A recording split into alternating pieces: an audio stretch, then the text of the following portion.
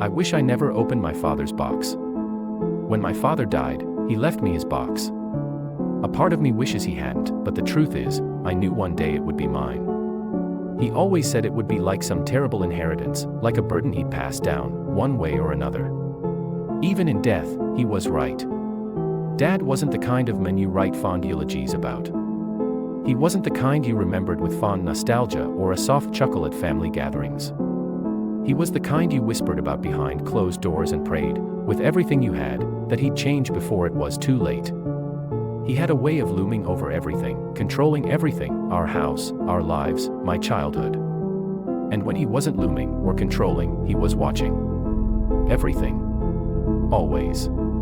It's your inheritance, he'd say, fingers brushing the dark wooden box like it was alive. Someday, you'll understand why. But I never understood.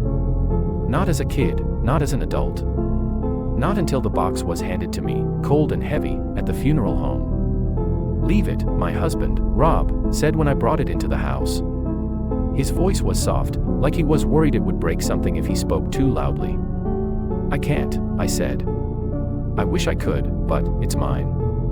It sat on the dining room table for days. Ellie, our 6-year-old, asked about it constantly, her curious eyes shining like it was some kind of treasure chest. "Is it a treasure?" she asked, tilting her head. "No," I said too quickly, a little too sharply. "It's just something Grandpa wanted me to have." Ellie didn't push, but I could feel her gaze lingering on the box. It wasn't the way she stared at it, curious, innocent, but something in the way her eyes lingered, like she could hear its whispers too. I didn't tell her, but I could feel it, the way the box seemed to look back at her. As if it knew she was there. We never talked about it directly. But when the sun dipped low and the house settled into its usual, suffocating silence, I could hear it again, the soft, almost imperceptible murmurs coming from the box, tugging at the edges of my mind. Like an itch under your skin you just can't scratch. I hadn't touched it in months at this point. I hadn't dared. But every night, the whispers got louder, until it was all I could hear. My nerves frayed like the edges of old fabric, snapping with tension. Ellie hadn't noticed, or maybe she didn't care to, but it was all I could think about. The shadows grew longer, darker, and the box seemed to pull them in with it. I started waking up to the smell of old wood, like something decaying, and I could swear the air around it grew colder every night. One night, the whispers grew sharp, like 1,000 needles pressing against my skull. I didn't want to open it, but I couldn't help myself. I had to know. I had to know what he left me. What he left behind. I gave in. I opened it. Inside was nothing. Not empty, exactly. The dark interior seemed deeper than it should have been, like it stretched into some bottomless void. Staring into it made my stomach twist, but what made my breath catch in my throat was the smell, faint but unmistakable.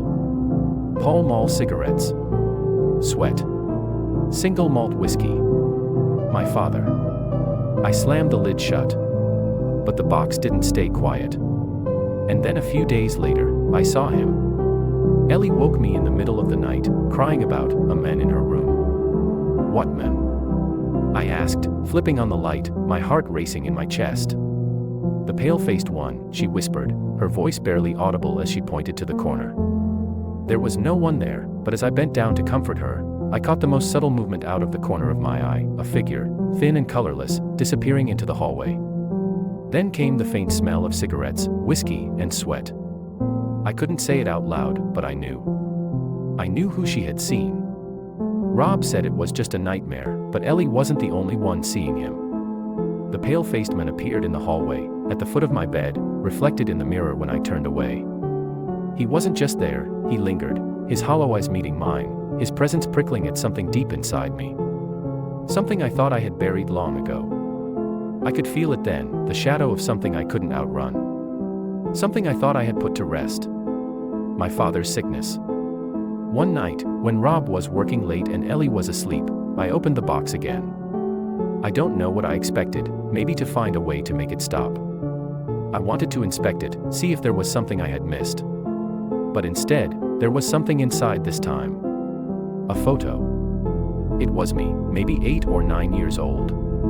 My father's hand rested on my shoulder, but it didn't look like his hand. It was pale, thin, and bony, curling around me like it belonged to something that didn't belong in this world. I turned the photo over. Written on the back, in his shaky handwriting, were the words, "He is always watching. You cannot escape him." The box didn't just hold memories. It held a piece of my father's sickness, the weight of all the things I couldn't explain as a child but now felt with perfect clarity. The pale-faced man wasn't a stranger. He was the shadow of something my father had let in. Or maybe something he was. Ellie began waking up more often, crying about the men in her room. "He's angry," she said one night, her little voice trembling.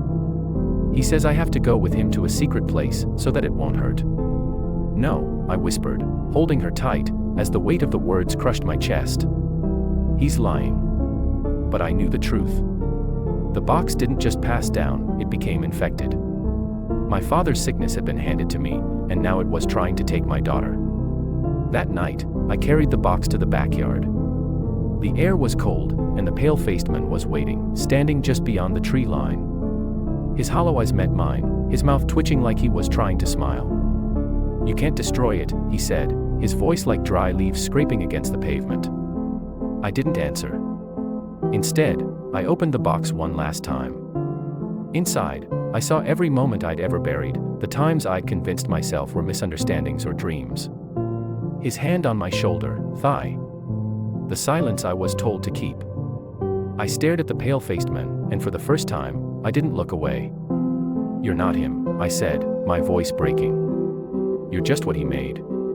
His expression didn't change, but something shifted. The air grew colder, the world around me quiet and suffocating. "You can't destroy it," he repeated, each word more menacing than the last. "Watch me," I said, my voice hoarse.